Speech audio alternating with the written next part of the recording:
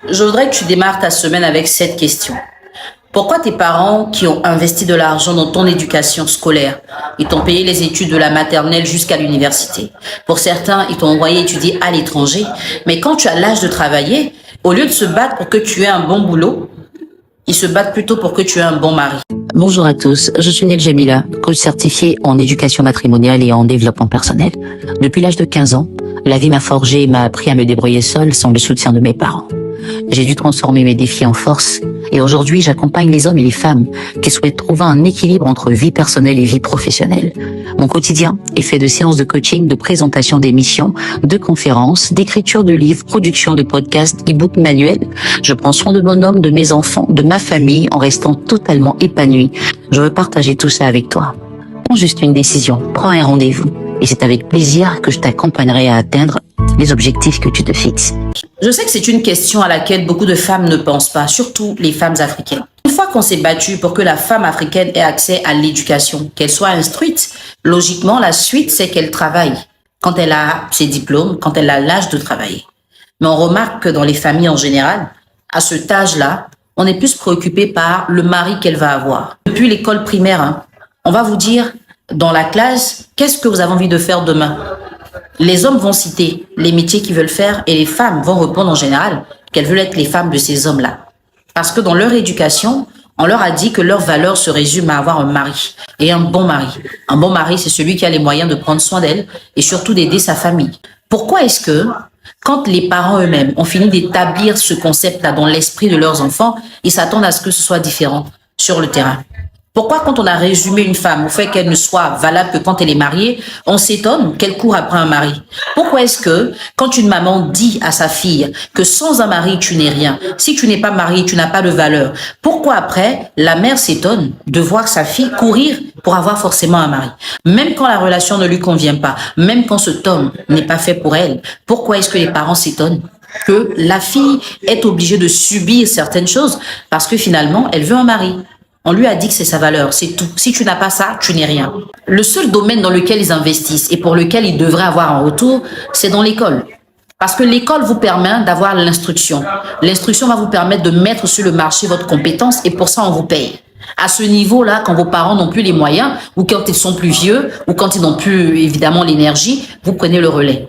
C'est là-bas qu'on veut vous voir. Quand vous travaillez, que vous avez l'argent, vous prenez soin de vos parents. Ce n'est pas que vos parents investissent en vous et ils attendent un homme qui viendra rembourser ce qu'ils ont investi. À un moment, il faut qu'on arrête de faire croire aux hommes ou à la femme elle-même qu'elle est un objet qu'on met sur le marché et le plus offrant paye et puis il en fait ce qu'il veut. Quand vos parents vous parlent d'avoir un bon mari, remarquez, ils sont très rarement en train de s'intéresser aux valeurs morales de cet homme. Parce que quand vous leur dites « il me respecte pas, il me bat », on vous dit quoi? C'est le foyer, il faut supporter. Mais est-ce qu'un homme qui a une valeur morale peut battre une femme? Est-ce qu'un homme qui a une valeur morale peut manquer de respect à une femme? Donc ça veut dire que vos parents, ce n'est pas votre bonheur qui les intéresse, c'est leur honneur qui les intéresse. Et des fois, leur porte-monnaie. De votre mariage va ressortir de l'argent. Si c'est un homme qui a beaucoup d'argent, qui se comporte mal avec vous, on vous demande de supporter. Si c'est quelqu'un qui n'a pas d'argent, ils vont vous sortir de son foyer. À un moment, posez-vous et puis réfléchissez bien. Qui sont vos parents? Quelles sont les bases qu'on vous a données? Vos parents vous ont appris quoi de la vie? Quelle est la valeur qu'ils vous donnent? Quel est le sens qu'ils donnent à votre vie? Avant même que vous n'ayez l'âge de rencontrer un homme, qu'est-ce que vos parents pensent que vous représentez? C'est ce qu'ils pensent que vous représentez qu'ils vous ont inculqué. Et c'est ce à quoi vous êtes habitués. Aujourd'hui, si vous agissez d'une certaine façon, c'est pour répondre des fois à leurs attentes. Ce n'est pas la société qui vous impose en premier. Ce sont vos parents qui vous imposent cette façon de faire parce qu'ils ont des attentes de vous. Si vos parents ont de bonnes informations, s'ils sont bien orientés, vous voyez qu'il y a beaucoup de pression que vous n'allez pas vivre. Il y a des familles où, quand la jeune dame cherche à passer un concours ou qu'elle veut grandir professionnellement, on lui dit « mais tu vas faire quoi avec tout ça? Faut te trouver un mari. » Mais pourquoi vous l'avez mis à l'école? Est-ce que vous pensez que tous les hommes recherchent des femmes qui ont fait de longues études dans les universités? Il faut qu'elles aient d'abord ce parcours avant qu'ils les épousent? Non. Il y en a qui ont pris des femmes qui ne savent même pas écrire leur nom. Ils les ont choisies parce qu'ils les aimaient, parce qu'ils ont vu en elles quelque chose de spécial. Si tant est que la femme doit se marier, on n'a pas besoin d'investir autant d'argent pour qu'elle aille à l'école. On peut la limiter juste à un certain niveau, puis dire c'est bon, on va te marier. Mais on finit de faire tout ça Et quand la femme veut des fois se poser, se concrétiser professionnellement, quand elle a envie de réussir des challenges, quand elle a envie de bâtir son histoire professionnelle, on lui rappelle que son travail ne vaut rien, ça ne compte pas. Mais pourquoi on l'a mis à l'école? On lui rappelle que si elle n'a pas un mari, elle n'est pas valable. Mais pourquoi est-ce qu'on l'a mis à l'école? Il faut qu'on change la façon de voir. L'équilibre de la femme n'est pas fait que du mariage. L'équilibre de la femme est fait de 5 dimensions. Sa dimension personnelle, qu'est-ce qu'elle-même elle ressent, qu'est-ce qu'elle veut faire, dans quoi elle s'épanouit. Sa dimension familiale, quelle est la famille qu'elle a? Est-ce que c'est une famille qui est consciente que elle ne doit pas lui retirer ce qui lui appartient pour lui imposer ce qu'elle pense? Ce n'est pas parce que papa et maman ont 60 ans de mariage que ça veut dire qu'ils ont une valeur. Non. Parce que si après 60 ans de mariage, on vous réduit au fait que vous ne valez rien tant que vous n'êtes pas marié, il y a un problème. La vie sociale de la femme, comment est-ce qu'elle s'épanouit en société? Est-ce qu'elle se sent bien? Est-ce qu'elle est équilibrée? Est-ce qu'elle a tendance à se laisser influencer? Ou est-ce qu'elle reste bien droite dans ses bottes parce qu'elle a reçu de bonnes bases? Sa vie professionnelle, dans laquelle justement elle doit tirer un épanouissement, que ce soit en entrepreneuriat, que ce soit dans une carrière professionnelle suivie en entreprise, la femme doit s'épanouir et spirituellement, elle doit aussi avoir un épanouissement. Alors si tu me regardes, je te rappelle que tu as 5 dimensions. Les parents peuvent briser toutes les autres dimensions de ta vie et te réduire au mariage. Mais qu'est-ce que toi tu penses de ta vie? À l'âge adulte, tu peux toujours les recadrer. Tu peux leur faire comprendre que ta valeur ne réside pas dans le fait que tu sois marié. C'est parce que tu as de la valeur qu'un homme te marie. Mais il ne te marie pas pour te donner de la valeur. Il faut que tu puisses leur communiquer ça. S'ils ne te l'ont pas appris, c'est que même ils ne le savent pas. Tu es une pierre précieuse, tu es une personne spéciale. Ne laisse pas les mauvaises habitudes changer qui tu es. Et chaque fois que tu vas être frustré d'entendre une vérité sur Internet, c'est parce que tu ne l'as pas entendue à la maison. Chaque fois que tu auras un problème pour respecter un homme, c'est parce que dans ta maison, on ne t'a pas appris à le faire. Chaque fois que tu auras un problème pour respecter une personne même autour de toi, c'est parce qu'on ne te l'a pas appris à la maison. Donc, demande-toi d'où tu viens. La famille est l'entité la plus importante. La femme en est la maîtresse. C'est pour ça que la femme doit être bien informée sur ce qu'elle doit savoir. À ce niveau-là, elle fera difficilement des erreurs. Si tu as besoin d'approfondir toutes ces connaissances, si tu as réellement envie d'apprendre à te connaître, à retrouver la confiance et l'estime de toi-même, va lire mon livre « Ce que je pense des femmes ». C'est un pur trésor. 7 chapitres qui vont totalement changer ta vie. Shalom, bien-aimé. Shalom, maman. Shalom, papa. Shalom, homme de Dieu, femme de Dieu dans les Seigneurs. Que les Seigneurs nous soient autant favorables. Nous prions pour ce moment au nom de Jésus-Christ de Nazareth. Nous bénissons le Seigneur et nous lui rendons de multiples actions de grâce. Dans cet après-midi, je viens, indépendamment de moi, nous dire un message intitulé La voix prophétique. Et c'est un message qui est venu comme ça.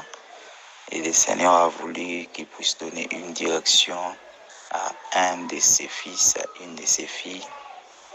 Vous allez me permettre, votre frère Isaïe, d'être dans mon carquois, être dans mon bain. J'étais en train de dire que, indépendamment de nous, mais nous dépendons de certains agendas ou d'un agenda qui n'est pas la nôtre, mais de notre Créateur. Quoi qu'il arrive, rien ne peut nous séparer de l'amour du Christ. Que le Seigneur nous bénisse tous. La voix prophétique, nous allons poser une question. La première chose, comme premier point, es-tu sûr que ta façon de fonctionner là va dans la même direction que celle de Dieu? Ou encore, êtes-vous sûr que votre façon de fonctionner là va dans la même direction que Dieu? La première chose dans ce message, la voix prophétique. Bien-aimé, êtes-vous vraiment sûr? La deuxième des choses, dans ces messages, beaucoup disent dans les domaines des couples que il faut toujours prendre beaucoup de temps quand on vient d'être glacé ou bien de se séparer avec une relation amoureuse, prendre beaucoup de temps pour guérir de ses blessures. Personnellement, par la grâce du Seigneur, je pense que les théologiens, les apologètes seront d'avis que je dirais c'est faux. Je dirais oui et non. D'autres disent non, vous êtes tiède. Je dirais oui à certains points logiques, oui, mais je ne dirais pas toujours oui à certains points prophétiques. Par rapport aux points prophétiques du temps de la fin, dans l'Église primitive, même finitive, Actes chapitre 2, la mouvance de l'esprit, aussi Joël 2, la mouvance de l'esprit, je dirais c'est faux. Tout dépend du première question que nous venons d'évoquer. Êtes-vous sûr que votre façon ou ta façon de fonctionner là va dans la même direction que celle de Dieu? Êtes-vous sûr? Alors pourquoi dans le deuxième point, nous avons recours au premier point là, c'est faux par rapport à ce qu'on vient de dire. Si vous rentrez un peu en arrière, mais aussi par rapport à ce que nous venons de dire. Pourquoi aussi? Parce que, bien-aimés, sœurs, frères, beaucoup de caprices, vous risquez de tomber dans le piège de Vachi. Il y a des relations, vous venez comme ça, vous dites, bon, comme j'ai fonctionné là-bas comme ça, je vais un peu faire des caprices en attendant le checker. Peut-être c'est votre destinée là. Lui, il est venu déjà avec beaucoup de chocs, ou elle, vous aussi, idem. Alors vous faites les caprices comme Vachi. Une petite caprice seulement de l'impolitesse, elle a passé, c'était une caprice, elle a perdu. Et vous risquez aussi. J'étais en train de dire, mon thème, c'était la voie prophétique. Vous risquez, vous ratez pour vous comme ça. Ce n'est pas partout qu'on fonctionne idem. En flamand, on dit, Goudevendak isondak. Chaque jour n'est pas dimanche. Chaque jour n'est pas dimanche. Chers bien-aimés, vous m'écoutez à partir de la Belgique, US, Ghana, Gabon, RDC, Brazzaville, partout dans le monde vous êtes. Goudevendak isondak. Chaque jour n'est pas dimanche. Vous risquez. Soyez prophétique, soyez connectés, soyez sensibles et flexibles. Autre chose, nous allons maintenant commencer à descendre pour décoller pour aller vers la fin parce que Dieu est en train de signifier une personne ce soir, cet après-midi, ce matin, une direction pour sa vie. Vous qui nous suivez même en Australie. Dans la vie de couple, une personne peut aussi réussir et l'autre échouer. Et Dieu les sépare pour juste préserver sa mission, donc sa mission de Dieu. Une personne aussi peut échouer, mais l'autre a réussi pendant que vous êtes en relation. Soyez prudents. Parce que David, ayant la maturité spirituelle, mais échoua dans la famille. David, l'homme selon le cœur de Dieu. On peut avoir la maturité spirituelle, mais on n'a pas la maturité physique. On peut avoir la maturité physique, on n'a pas la maturité spirituelle. Il y a différence entre la maturité spirituelle et la maturité physique. Il y a différence entre la maturité spirituelle et la maturité dans le mariage. La vie des couples a d'autres dimensions de maturité. Vous pouvez être mature spirituellement, mais vous n'êtes pas mature dans les domaines des couples. David, l'homme selon le cœur de Dieu. David a réussi dans le ministère, mais échoua dans la vie de couple, échoua dans la vie familiale. Un bon serviteur, mais un mauvais père de la famille. Que ce ne soit pas votre partage in the mighty name. Raison pourquoi apprenez toujours des choses. Rapidement, nous allons voir Noé quand ils se sont mariés, parce que vous allez voir dans la Bible que les dots sont venus juste après le temps de Noé. Le système des dots, c'est venu après le temps de Noé, chers bien-aimés. Alors là, ce temps-là, les mariages-là, Dieu ne validait pas cela, chers bien-aimés. Soyez prophétiques. Le maman, le papa, vous qui tenez beaucoup aux dots parce que vous pensez que peut-être que les dots vont tout résoudre comme problème, comme si vous vendez les marchandises des enfants. Vous risquez de faire chômer vos enfants. Et ils restent comme ça des célibataires plusieurs temps. Vous avez déjà fait vos vies, chère maman, cher papa. Raison pourquoi ce message, Dieu a provoqué la persécution dans la chambre haute pour qu'une personne soit édifiée. Prophétiquement, Dieu est en train de te dire, il te donne des missions. Si tu ne dis pas ces missions, tu ne fais pas ces missions, Dieu va provoquer certaines circonstances mauvaises pour que tu puisses réaliser certaines missions. Ces messages ici, c'est une vie pour plusieurs. C'est une vie et Dieu a provoqué des choses pour que nous puissions libérer ces messages. Ce n'est pas de la naïveté. Ce n'est pas de la naviété, mais nous sommes en train de mettre des choses au clair, en équilibre, parce que nous sommes des biblistes. Ou soit vous écoutez la Bible, ou soit nous n'écoutons pas la parole. Ou soit nous écoutons, ou soit nous n'écoutons pas. 1 Corinthiens 10, 11. La Bible dit ces choses. Ça servit des exemples à plusieurs qui vont venir dans les générations à venir. Quand cela a été écrit, je paraphrase, c'était au temps des apôtres. Ça devait nous donner des exemples à notre époque. D'où soit nous sommes bibliques, ou soit nous ne le sommes pas. Nous avons beaucoup d'exemples, même dans la Bible. Nous sommes en train de voir Jacob et Isaac. Jacob, à un moment donné, Isaac, ils sont partis même dans la famille, dans la belle famille, attendant qu'ils puissent avoir leur partenaire. Alors le fait que Bafanda Nabanda Kunabango, cher bien-aimé, le fait qu'ils ont habité dans la maison de la famille biologique, et plutôt dans la famille des belles familles là. Dieu n'est validé par cela. Vous qui dites que non, la femme ne peut pas aider l'homme, l'homme ne peut pas aider la femme, pour même des dots, pour même des prédotes. Quand la Bible nous dit que non, la femme est une aide. Dites-nous un peu, nous les théologiens, nous les apologètes, dites-nous un peu, chers bien-aimés, la femme là est une aide semblable. Ça a été précisé ou pas? Répondez-nous un peu pour que nous puissions savoir si nous sommes des hérétiques ou pas. Nous devons rester bibliques. Nous devons rester bibliques. Une personne qui comprend ce que le Seigneur lui veut, il est sensible à la voix de Dieu. Il va être conduit et Dieu va le bénir. Que Dieu bénisse une personne.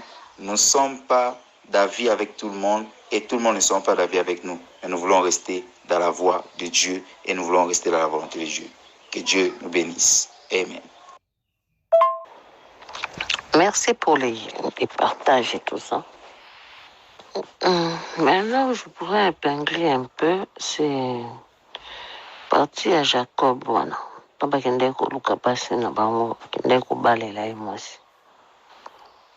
Père a donné au serviteur, so tangika na partie on la Bible, apesi biloko, sans pesi or, pour qu'il roluka mwasi na bango Léa. Et oazwaki Léa na Rachel. Akende na biloko pa ki robala. Apesaki dot. Ma biloko wana dans la verset, c'est ça la dot, non? Apesaki yango. Et voici, côté au bazolo basiko que mobali avanda na ndako ya famille mwasi. Normalement, ayaki po akimaki bitumba, akimaki ndeko na ye ya mobali.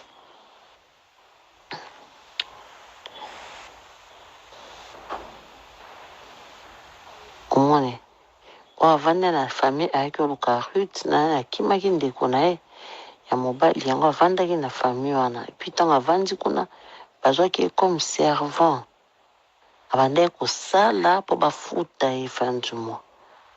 Mais avandaki ofele te, avandi na ndako ya belle famille ofele, non. Andaki kosala mosala kuna. Azalaki lokwa mwa mosala kuna, asalaki mosala, bandaki kofuta ye. Mais pour voir que utilisaki ye mpo avandaki na esika na ye te.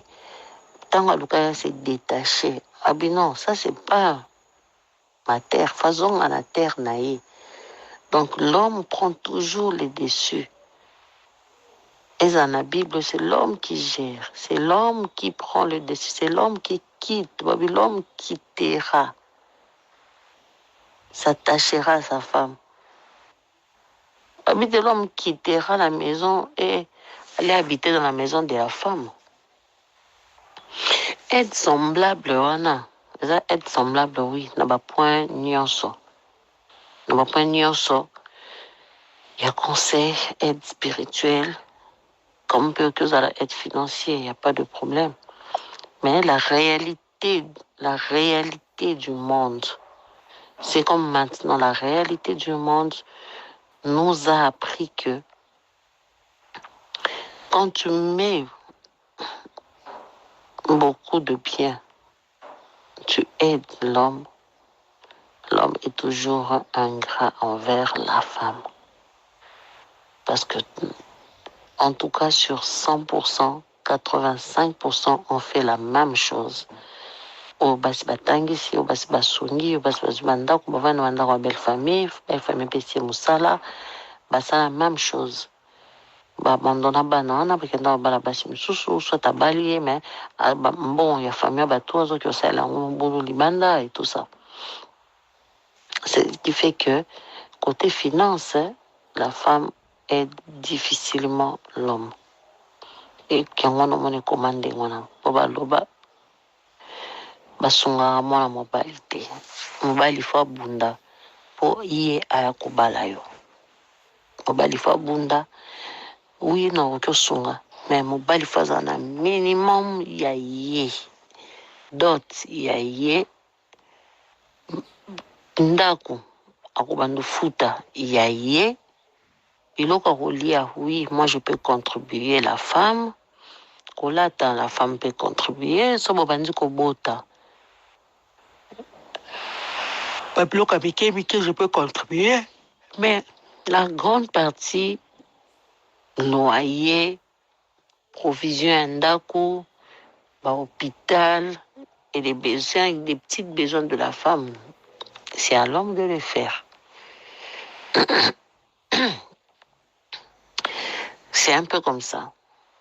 Bon, on est acquis juste contribution par rapport à certaines choses. J'ai écouté. Bon, je ne suis pas d'accord à 100%. Bon, c'est une opinion. Mais ce que j'aimerais ajouter par rapport à ce que j'ai écouté, bon, si j'explique tout ici, l'audio risquerait d'être long. Ce qu'il faut savoir, c'est que le papa de Jacob n'a pas donné ce qu'il a donné parce que le papa des femmes de Jacob l'a demandé. Non. Le papa de Jacob a donné tout ce qu'il a donné là volontairement. Nulle part dans la Bible on dit que les parents de Léa, Rachel ou Rebecca ou quoi que ce soit là ont demandé aux parents de Jacob de verser quelque chose. Non. Ce que les parents de Jacob ont donné, c'était volontairement. Comme il était milliardaire, à notre époque on l'appellera milliardaire. Lui-même a volontairement donné ces choses. Il pouvait, tout comme il ne pouvait pas, personne n'allait l'interdire. Parce que vous allez remarquer, les mariages avant l'époque de Jacob, ni pas de la Bible, on a mentionné qu'on a versé quelque chose. Si vous prenez les 3 filles que Noé a pris pour ses 3 fils, on n'a jamais dit que Noé est allé verser des dots pour les 3 filles de ses 3 fils. Non, je n'ai pas encore vu ça. Si vous avez le verset, vous me le faites parvenir. Ce qui a fait que Jacob épouse ses filles, c'est ce que les parents là-bas, les parents de ses filles lui a demandé. C'est les 7 ans qu'il a fait, qui a fait que Jacob a joué à Siwana. C'est pas ce que le papa de Jacob a donné, non. Et quoi encore? Par rapport au verset qu'elle a cité, l'homme quittera et s'attachera à sa femme. Dans le verset là, vous allez remarquer que on n'a pas dit que l'homme quittera et ira verser la dot chez les parents de sa femme. Non. Si vous remarquez le verset là, c'est comme si l'homme quitte ses parents et il part prendre une femme. Pas qu'il part donner quelque chose pour prendre une femme. On n'a pas mentionné. Et puis tout comme on n'a pas aussi mentionné les lieux où l'homme et la femme vont habiter. Il se peut aussi que l'homme quitte ses parents et part habiter avec sa femme dans la maison de sa femme. Si la femme a une maison, on n'a pas précisé. Donc, ce n'est pas seulement ce qu'elle a dit. Donc, si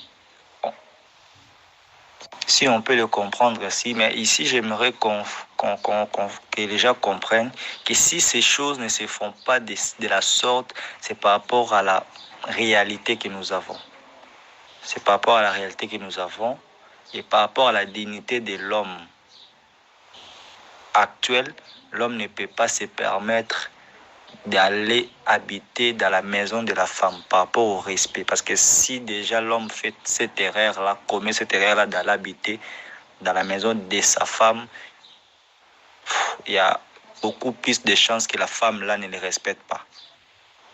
Et ce qu'il faut aussi savoir, nous ne vivons pas dans la réalité du monde, mais nous vivons dans la vérité.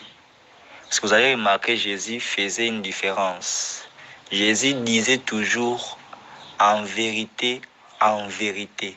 Il y avait une réalité, mais lui il disait toujours en vérité, en vérité. La vérité, c'est celle, c'est ce que beaucoup de gens ne vont pas accepter. C'est ce que beaucoup de gens ne vont pas admettre. Mais la réalité, c'est ce que beaucoup de gens admettent. Pourquoi? Parce que c'est une réalité que tout le monde vit. C'est pas parce que tout le monde vit cette réalité-là que c'est la vérité. Non. Non, non.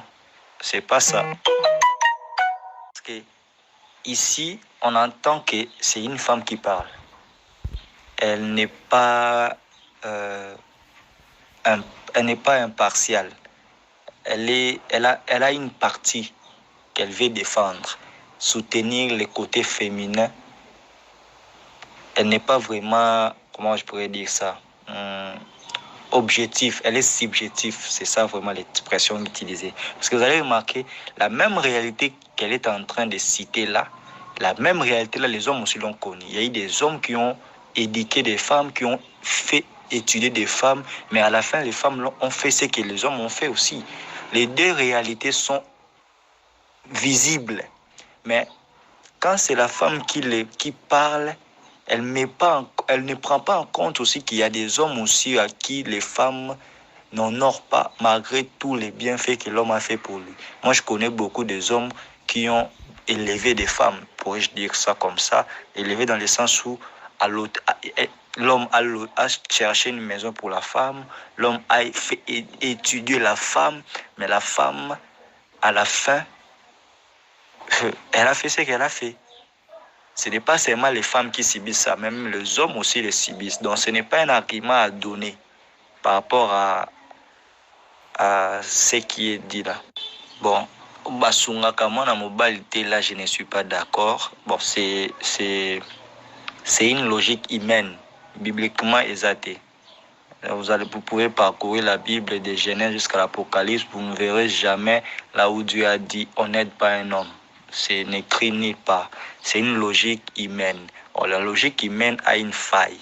Tout ce qui est fait de l'humain a une faille. Certes, on est d'accord que faut mobile abunda. Faut kobunda wana oyo wana tolobela, c'est par rapport à la valeur. Parce que les femmes, elles sont ce qu'elles sont. Les femmes reconnaissent et respectent difficilement les hommes qui bango ba edaka. Mais ce n'est pas le cas pour l'homme. L'homme, pour respecter une femme, il ne met pas beaucoup de conditions. Mais l'homme, la femme, par contre, à elle, déjà, ceux qui y a manqué au respect un jour. Mais l'homme, jamais. L'homme, ce n'est pas parce qu'il fait des choses pour toi, n'a manqué. La plupart des cas, ce n'est pas ça. C'est pas ça. Mais la femme, vous allez remarquer, il y a une réalité ici que beaucoup n'aiment pas trop regarder, mais c'est une réalité. Par rapport à l'ingratitude, moi j'ai toujours dit, c'est la femme qui est plus ingrate que l'homme. Déjà par rapport au mariage, nulle part, j'ai bien dit dans la Bible, depuis que j'ai commencé à lire la Bible, on a dit c'est à la femme de mettre les critères pour se marier. La femme ne met pas les critères pour se marier. D'ailleurs, si vous remarquez à l'époque, les parents à l'époque éduquaient leurs enfants de sorte que mobile nyon soit kouya azoye. On faisait en sorte que les femmes s'adaptent à tous les hommes au bakouya. Mais le lot, ce n'est pas le cas. Et puis par rapport au mariage, l'homme peut épouser une femme illettrée, une femme qui n'a pas de maison, qui n'a pas d'argent, qui n'a pas étudié, qui n'a rien en fait. Mais la femme, c'est difficile. Azombala bongo. Mbala za un côté, yo sana mbongo. Mbala yeba alingao. De un, la femme, il va se prendre de haut. Elle va se croire supérieure à l'homme parce que l'homme n'a rien. Tu vois? Mais l'homme ne tient pas compte de ça. L'homme, pour épouser une femme, le plus souvent, il tient compte de la compatibilité. Si on est compatible, si on est compatible, je t'épouse. Mais la femme, c'est pas comme ça. La femme, déjà elle va penser qu'est-ce que tu vas lui donner. Beaucoup, bon, pas toutes les femmes, mais beaucoup de femmes vont penser à Obanopese Nini, Anolia Nini, Kolatanaye, ses besoins, tout ça, il va prendre ça en compte. Du coup, sur un bon hauteur baloté. On ne refuse pas, c'est à l'homme de faire tout ça. Là même, la Bible le dit, tous les désirs de la femme seront portés vers son mari. Oui, mais tous les désirs de la femme, là, si vous remarquez, c'est une femme qui ne travaille pas. C'est une femme qui a une femme au foyer. Donc, on décrit les désirs d'une femme au foyer. Parce que quelqu'un qui travaille, quelqu'un qui est censé aller au travail, quelqu'un qui est censé faire des choses, ses désirs à elle, elle va les satisfaire elle-même parce qu'elle a l'argent. Donc, les pensions ont évolué. Aujourd'hui, les femmes travaillent. C'est-à-dire que ce n'est pas comme c'est dit, tous les désirs de la femme seront portés vers son mari. Les désirs là,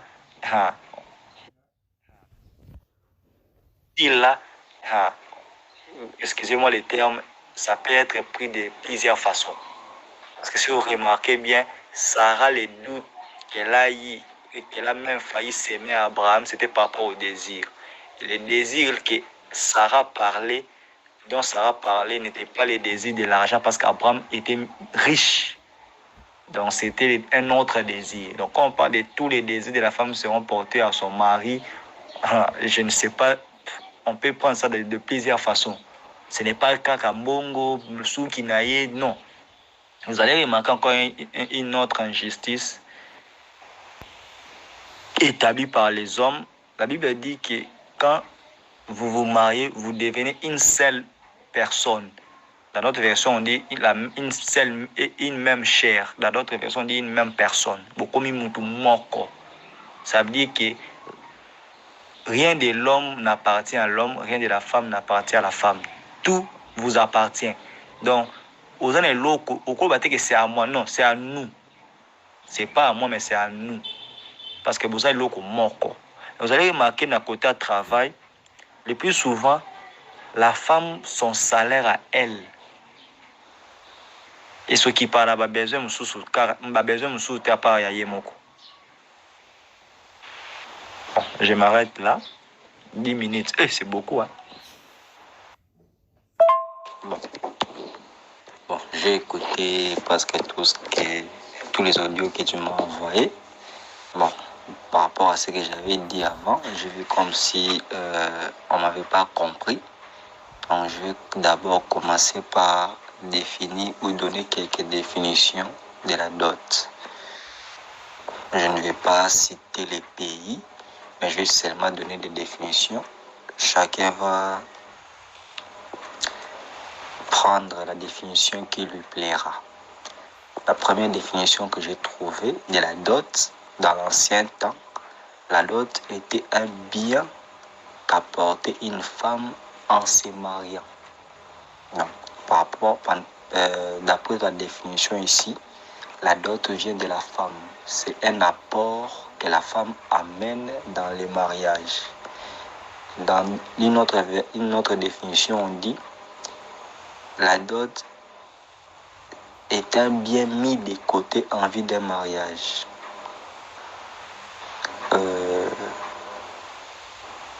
Une autre définition encore, on dit la dot, ce sont des biens apportés par la femme qui sont inaliénables et insaisissables et soumis à l'administration du mari. Donc d'autres ça va biloko moi ça ya kanango oyo yeka kamutako ya nango mususu te mais ba o ba ko pesa gestion nango et pas moi na mobile ne okbala ye. La dot est le bien que la femme apporte au mari pour supporter les charges du mariage. Définition maintenant des Africains. Chez les Africains, la dot est une prestation en bien ou en service fournie par un prétendant avec l'appui des siens en reconnaissance du don constitué par la femme qui lui est accordé en mariage. La dernière définition. La dot est un bien apporté au moment du mariage par les maris. Ici, on nous dit que la dot, c'est un bien que les maris peuvent apporter ou la femme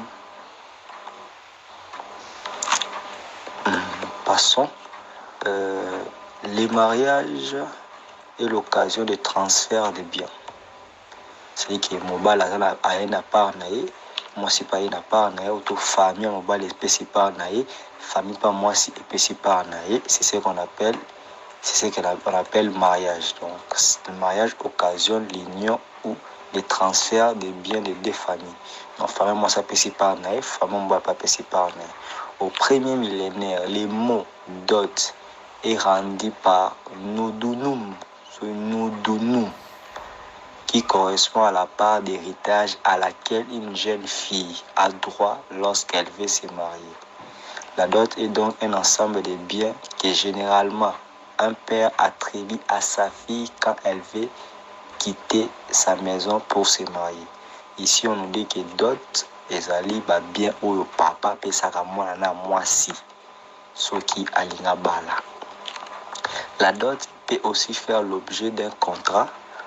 On la divise en deux catégories. Les biens qui composent la dot, d'une part, c'est que les femmes apportent pour elles-mêmes appelés ou debiti, qui signifie les biens de la maison.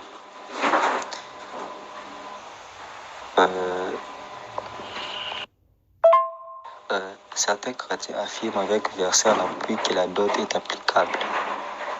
C'est une avis comme une autre. Nous allons analyser les 10 versets pour une meilleure compréhension des Écritures. On prendra les mêmes versets, les mêmes arguments que les autres chrétiens utilisent pour apporter une nouvelle réflexion sur ce qu'ils ont déjà eu à dire. Mais avant de commencer, retenons que le terme hébreu moura, qui est traduit par dot, signifie prix d'achat ou prix d'achat d'une épouse ou argent de noces. Voici les fameux arguments de tout le monde. Le matin, il y a une dame qui m'a dit oh non, quand Dieu a institué le mariage, Dieu avait dit l'homme quittera son père et sa mère, patati patata, dans Genèse 2, 24. Mais si nous remarquons ou bien nous portons l'œil à cette recommandation, nous allons remarquer que dans cette recommandation plutôt, Dieu qui est omniscient, ne parle pas de dot pour unir un homme ou une femme. Pour unir un homme et une femme, Dieu parle de l'homme qui quittera et s'attachera. On ne dit pas que l'homme quittera, payera quelque chose pour s'attacher à quelqu'un. Non, c'est l'homme qui quittera et s'attachera. Point barre. Voici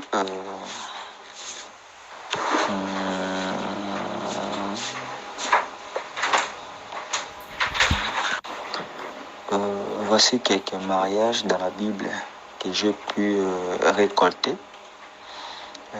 Nous avons le premier mariage, nous avons la dot de Pharaon à sa fille. Dans 1 Roi 9, 16, la Bible dit Pharaon, roi d'Égypte, était venu s'emparer de Gézer. Il avait incendié, il avait tué les Cananéens qui habitaient dans la ville. Puis il la donna dot à sa fille, femme de Salomon. Quand nous lisons ce passage, nous remarquons bien que c'est Pharaon qui a donné une dot à sa fille. Dans d'autres versions, on parle des cadeaux de noces à Salomon. Nulle part on dit que Salomon a donné quelque chose pour avoir la fille de Pharaon. Nous avons le mariage de David et la fille de Saoul. 1 Samuel 18, 22, 27. Et Saoul ordonna à ses serviteurs de parler à David en secret et de lui dire voici le roi prend plaisir en toi et tous ses serviteurs t'aiment. Sois donc maintenant le gendre du roi. 23. Les serviteurs de Saoul répétèrent toutes ces paroles à David et David répondit pensez-vous qu'il soit facile de devenir le gendre du roi, moi qui suis un homme pauvre et peu important? Et les serviteurs de Saoul le lui rapportèrent et lui dirent David a tenu de tels propos. Saoul dit vous parlerez ainsi à David, les rois ne désirent pas de dots. Et Saoul donna pour femme Michal, sa fille. Nous allons aussi remarquer ici que, parce que d'autres personnes diront que non, Pharaon c'est normal, il n'aimait pas Dieu, il ne croyait pas à notre Dieu, Dieu d'Israël, et il croyait à d'autres dieux. Mais nous avons ici Saoul qui croyait à Dieu, qui n'a pas désiré de dots pour donner sa fille à David. Et puis d'autres personnes diront que oh non, mais Saoul a dit que non, David devait donner les prépuces des Philistins. Nous allons lire jusqu'à la fin, si vous remarquez bien. Saoul donna pour femme Michal à David, sa fille. Saoul ici n'a pas demandé de dot, mais les prépuces. Et les prépuces qu'il a demandé, c'était dans le but de faire mourir ou de faire tuer David. C'était un piège qu'il a tendu à David. Ce n'était pas une dot qu'il a demandé. Pour la fille, Saoul a donné sa fille gratuitement, sans rien donner. Passons maintenant à la dot de vierge, qui a été mentionnée dans Exode 22, 16, 17 et Deutéronome 22, 28, 29. Et si un homme séduit une vierge qui n'est pas fiancée et couche avec elle, il payera sa dot et la prendra pour femme.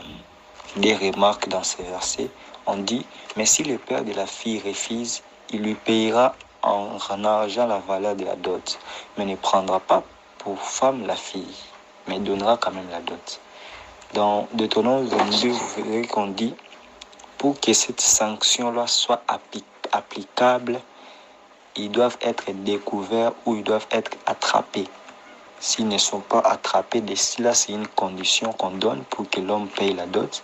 Donc pour que la sanction soit imputée à l'homme qui a violé une fille vierge ou qui a couché avec elle sans l'avoir épousée en avant, ils doivent être attrapés. Nous prenons encore un autre cas, les viols de Dina. Dina, la sœur de la fille de Jacob, dans Genèse 34 plutôt, 34, 11, 17, bon, on saute l'histoire. Dans cette histoire-là, du viol, vous allez remarquer que c'est le violeur qui s'appelait Sichem, qui réclame une dot à Jacob pour avoir déshonoré sa fille. Jacob et ses fils n'ont pas voulu de dot, mais voulaient que Sichem soit circoncis et tout leur mal. Ici, Yemoko Sichem réclame, il dit à Jacob, exige de moi une forte dot. C'est lui-même qui demande. Jacob et ses fils n'ont rien demandé. Mais la condition qu'ils ont donnée, la raison c'était pourquoi, c'est parce que Dieu les avait interdit de s'unir avec les incirconcis.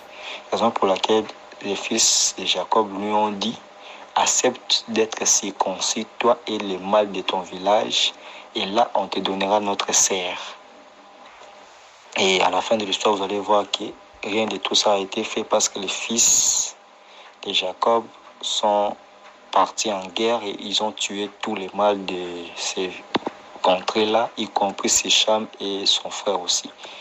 Nous passons au mariage d'Isaac et de Rebecca. Genèse 24, 53. Ici, les gens disent que, oh non, Abraham avait donné des présents, de l'argent pour qu'on donne comme symbole de dot. Ce qui est complètement faux. Vous allez remarquer ici que les serviteurs, après avoir parlé, tout ça, ils ont conclu, on dit dans Genèse 24, 53, et les serviteurs sortirent des objets d'argent et d'or et des vêtements et les donna à Rebecca. Et donc, les serviteurs n'ont pas donné à la mère ou au frère. Il a donné à Rebecca de l'argent, des objets en or et en argent et des vêtements. Et il donna aussi des riches présents à son frère Laban et à sa mère. on ne cite même pas que le père avait quelque chose. Le père n'a rien eu. Alors que l'enfant appartient au père, mais ici on ne cite pas quelque chose que le père a eu. On cite le frère qui a eu des riches présents et sa mère. Le père de Rebecca était Bethuel. Et ici, le serviteur a offert des cadeaux et non une dot. Ce sont des cadeaux que le serviteur a donnés et non une dot. Passons au dernier mariage, c'est le mariage de Léa et Rachel. Retenons d'abord quelque chose de très important ici.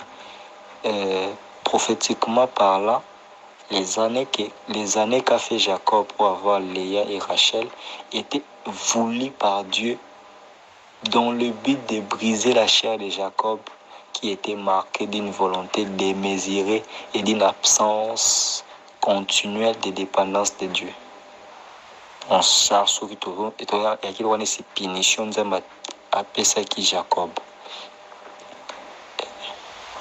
Mais si nous étudions la réaction, si on passe les histoires, on étudie la réaction après avoir donné ses filles à Jacob, les filles de Laban dans Genèse 1, 14, 16. Selon leurs propos tenus dans ces passages, les filles de Laban disent que leur père les a vendues. Ils n'ont pas été contentes que leur père les a traitées comme des étrangères, alors que les biens que Dieu avait dotés à leur papa leur appartenaient à eux et à ses enfants. C'est ce que le passage précise. Bon, ça c'était le dernier mariage que j'ai pu retrouver dans la Bible.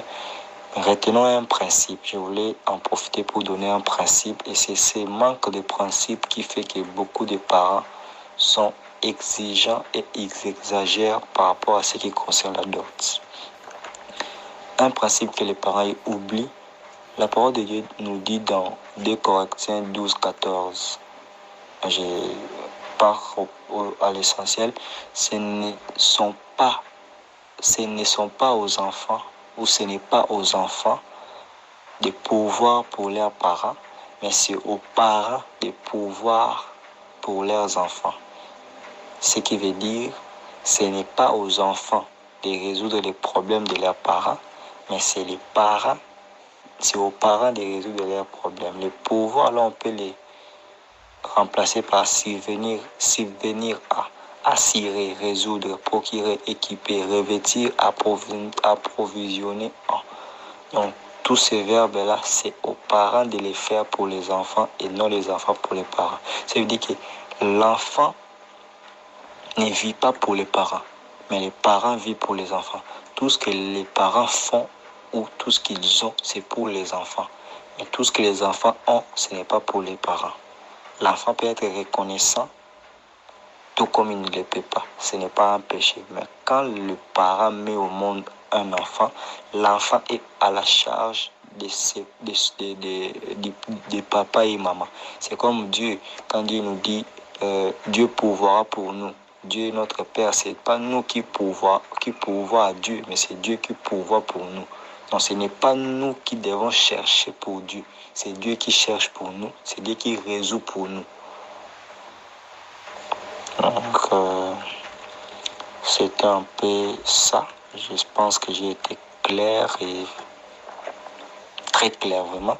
Donc moi, je ne suis pas contre la dot, mais dire que c'est un principe biblique, jusqu'à présent là, je n'ai pas encore vu un verset clair qui dit que Dieu a institué une dot qu'on devait donner aux parents.